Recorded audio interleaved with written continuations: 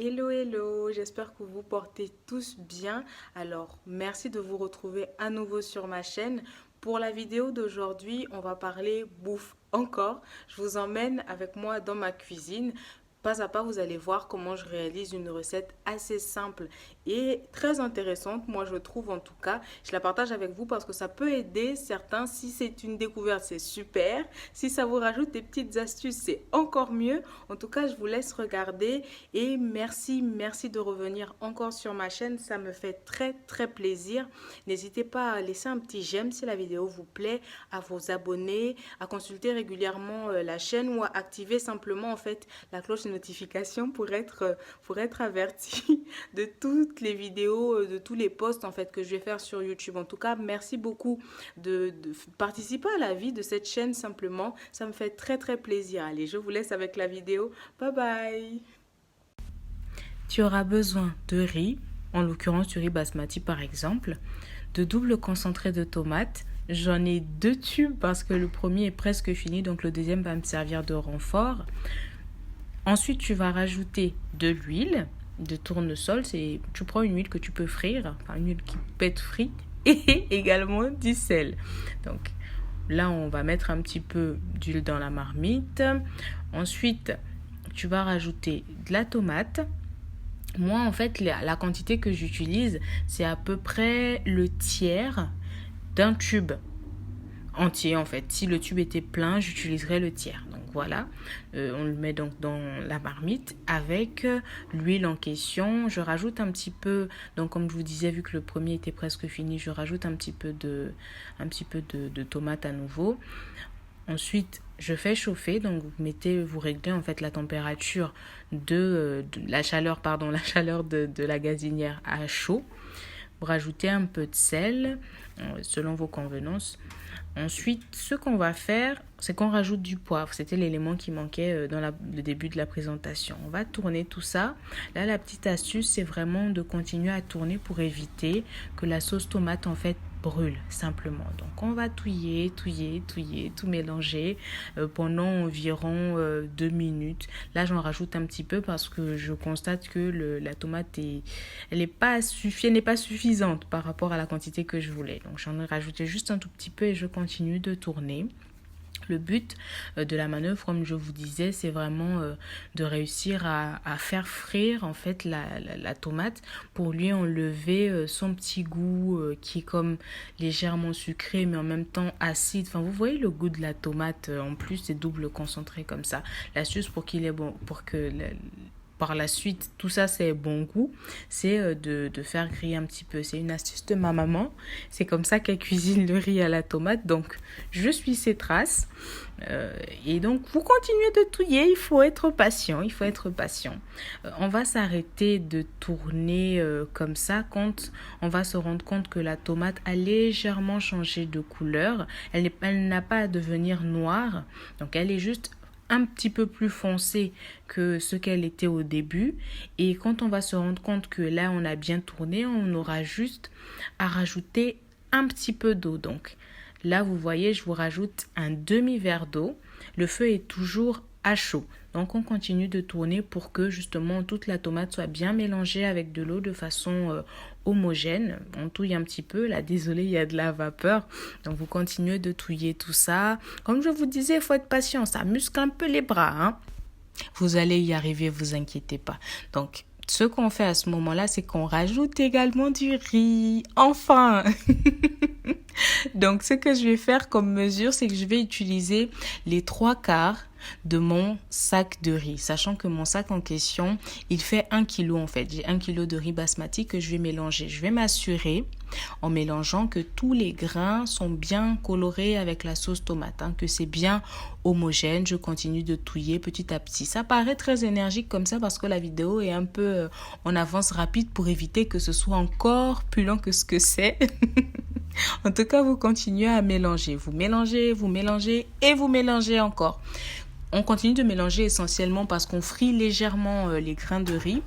Et ce qu'on fait aussi, c'est qu'on s'assure qu'en mélangeant, les grains de riz ne collent pas en fait au bas de la marmite parce que vu qu'il y a de la tomate, ça peut adhérer facilement. Quand on est convaincu qu'on a bien tourné, on a bien mélangé, on va rajouter nos verres d'eau.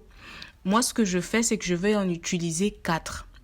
J'utilise 4 verres d'eau. C'est pas énorme vu la quantité de riz que j'utilise, mais vous allez voir pourquoi. Donc j'ai pris 2 verres d'eau à ce moment-là. Je vais en rajouter 2 autres. Donc patientez un petit peu le temps que j'en rajoute. Et le but, c'est que le niveau d'eau soit juste légèrement au-dessus du riz. Pas en dessous, pas trop haut pour éviter de noyer le riz entre guillemets. Donc quand on s'est assuré que le niveau d'eau dépasse légèrement vous voyez, je rajoute un petit peu, je rajoute mon 4e verre d'eau surtout pour justement qu'on soit un petit peu au-dessus du riz. Je m'en assure en secouant, en touillant un petit peu pour être sûr que voilà, les grains de riz sont juste en bas. Et ensuite, on couvre. La petite astuce. Pour ceux qui découvrent cette cuisson du riz, c'est assez particulier, mais croyez-moi, ça vaut la peine. On met un petit peu de papier film et on couvre le tout. Le but également, c'est que la cuisson se fasse lentement. Donc là, le thermostat ou l'indication, les chiffres, là, vous voyez, était à 9, on le met à 3. 20 minutes. On passe à la cuisson de l'accompagnement. Moi, ce que je vais utiliser, c'est des nuggets. C'est très simple. Ça paraît très cocasse comme accompagnement, mais croyez-moi, ça vaut le coup. J'ai choisi en plus d'accompagner tout ça de petits oignons en fait que j'aurais fait cuire dans ma poêle. Donc là, je coupe les oignons rapidement.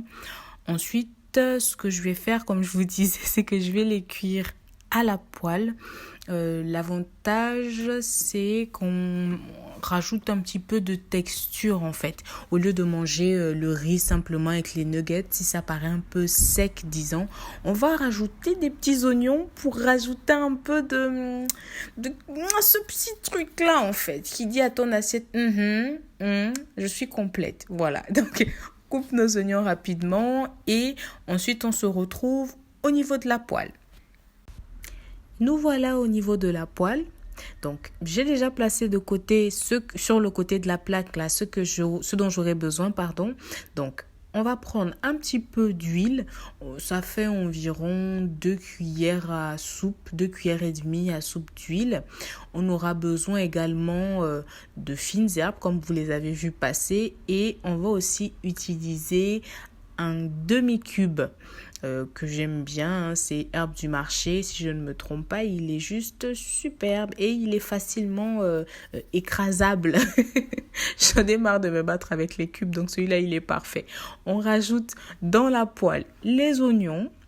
On va rajouter aux oignons en question notre poivre, parce que je mets du poivre partout, mais si vous préférez vous en passer, c'est parfait. La cuisine, elle est adaptable à chacun. Donc, faites des expériences, découvrez et vous saurez ce que vous préférez en cuisine. N'ayez pas peur des épices. Les épices sont vos amis. Les fines herbes sont vos amis. Osez en cuisine jusqu'à ce que vous allez trouver votre propre fréquence. Donc, voilà. Pour revenir à la cuisson, donc je suis en train d'écraser mon petit cube et parce que je rajoute du cube et que le cube est déjà salé et fort en goût, on évite de rajouter du sel sinon ce sera trop salé. Donc je rajoute un petit peu de poivre, comme je vous disais parce que moi j'aime le poivre. Et ensuite, ce qu'on va faire, c'est qu'on va rajouter donc les fines herbes en question que vous avez aperçues sur le bord de la plaque.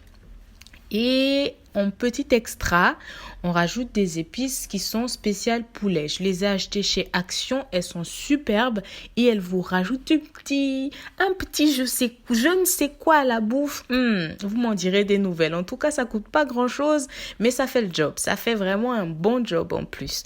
Donc je les rajoute parce que j'aime bien les épices et que c'est bien de manger des épices, vous l'aurez compris. En tout cas, pour moi, c'est parfait les épices.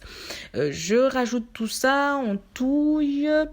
On va tourner, mélanger et ensuite on va laisser le feu. Là, j'ai oublié de vous dire, le feu, il est à l'étape, il est en température chaude. Donc, si c'était un feu, si c'était une gazinière par exemple, ça aurait été en feu maximal en fait. Le but, c'est vraiment de griller les oignons, de les faire frire un petit peu. Donc, ils vont se ramollir, voilà, ils vont se ramollir dans la poêle, c'est le but.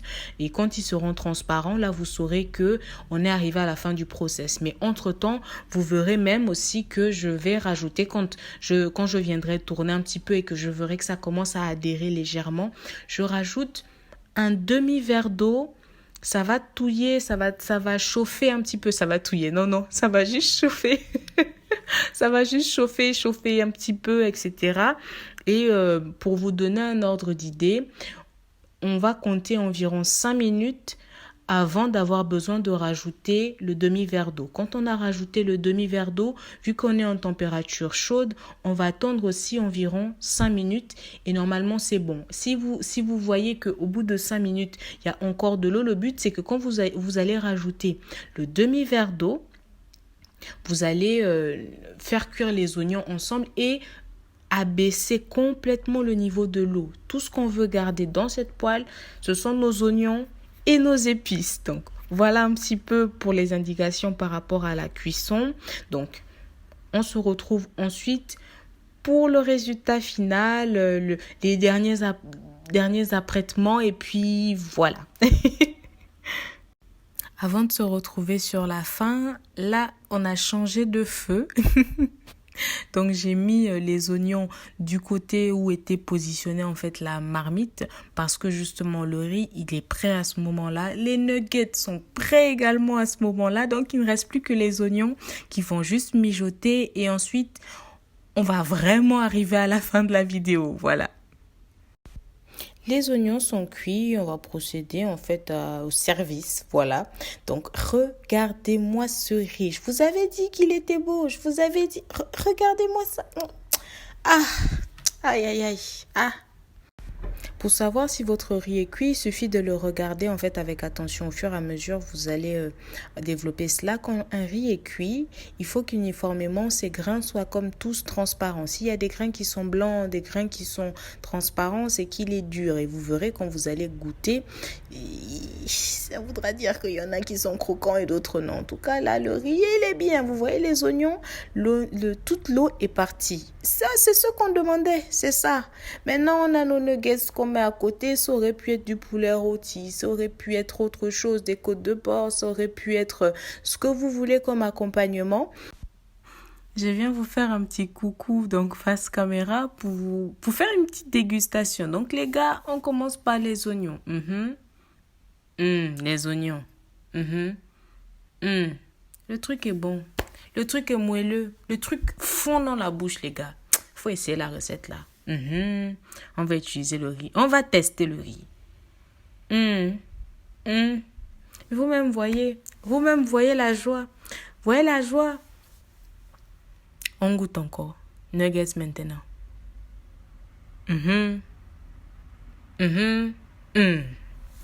Combo validé. Les gars, non, vous n'êtes pas prêts.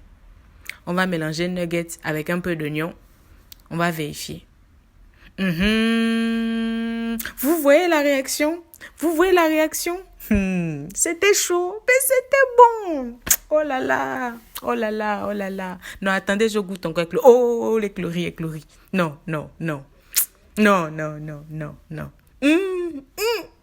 Oh, ça valait le travail. Oh, la danse de la victoire. Voilà le résultat, les gars. Je vous laisse tester. À la prochaine.